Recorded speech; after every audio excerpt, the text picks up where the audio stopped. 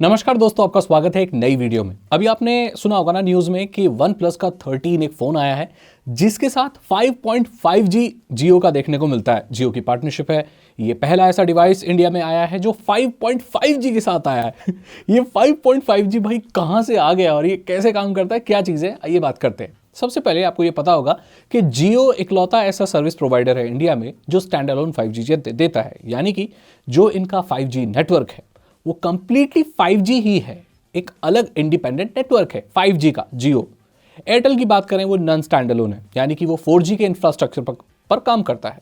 और बात करें दूसरे की जो आने वाले हैं वो सब भी नॉन स्टैंड अलोन ही होने वाले हैं, यानी कि जियो ही इकलौता एक ऐसा नेटवर्क है जो कंप्लीटली डिफरेंट और एक इंडिपेंडेंट 5G नेटवर्क है। 5G में एक फीचर होता है जिसे कैरियर एग्रीगेटर कहा जाता है।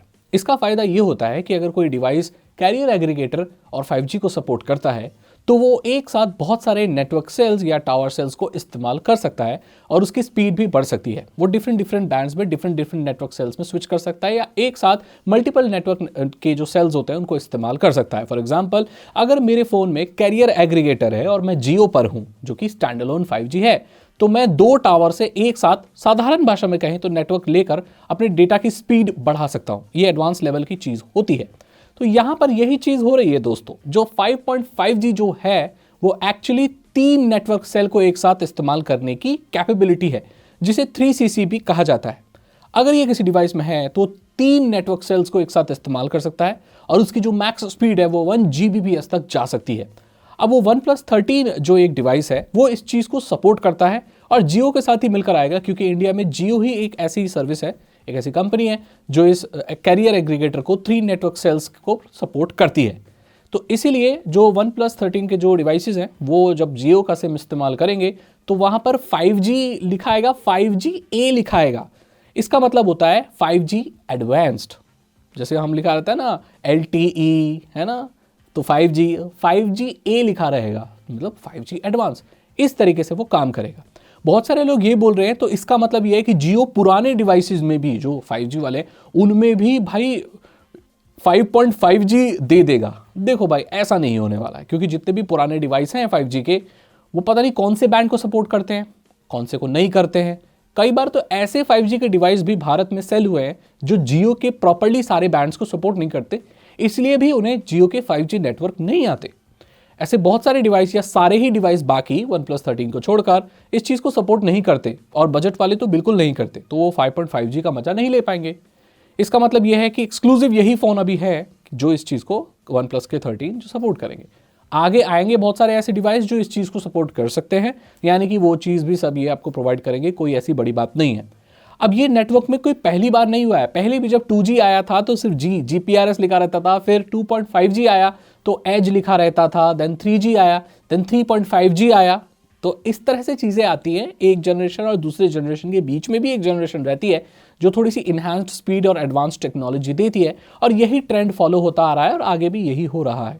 यानी कि 5G को आए हुए काफ़ी वक्त हो गया, 6G आने वाला है, तो बीच में 5.5G। तो यहाँ पर टेस्ट भी किया गया तो 1 Gbps की स्पीड एक्सेस कर ली, और बाकी जिन लोगों में नहीं है कैरियर एग्रीगेटर वो बेचारे 255 कितना तक ही Mbps तक पहुँच पाए, उससे आगे पहुँच नहीं पाया Gbps तक। तो यही है। अब फाइनल कंक्लूजन की तरफ बढ़ते हैं। भैया कोई ज़रूरी नहीं है ये सब, है ना। OnePlus की ना ये वैसी OnePlus के फ़ोन एक तो पता है मेरे को कांटेक्ट नहीं करते ये लोग, कभी OnePlus कंपनी कभी मुझे कांटेक्ट नहीं करती, ना किसी रिव्यू के लिए ना किसी चीज़ के लिए।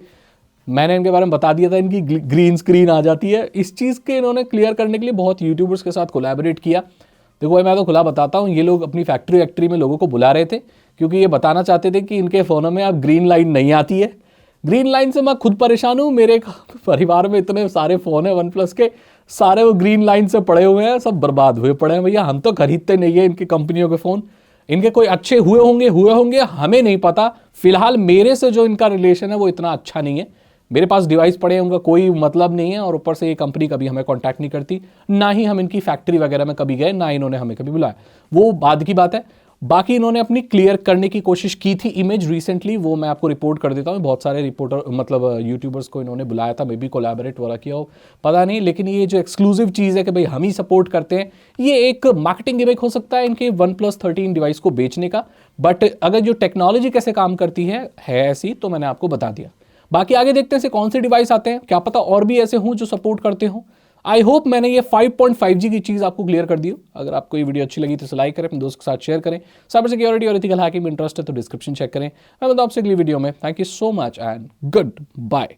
तो वन प्लस वालों अगर सुन रहे हो, हमें बताओ तुम क्या नया लेकर आए, तुम 5.5G आए तो हमें दो, हम चेक करेंगे, ठीक है? क्योंकि हमारे यहाँ तो ढंग से 5G भी नहीं आता। असली टेस्टिंग हमारे यहाँ होगी। तो मैं वन प्लस कंपनी को बोल रहा हूँ, भैया हमसे बात करो। मैं मिलता हूँ आपसे अगली वीडियो में। Thank you, good bye.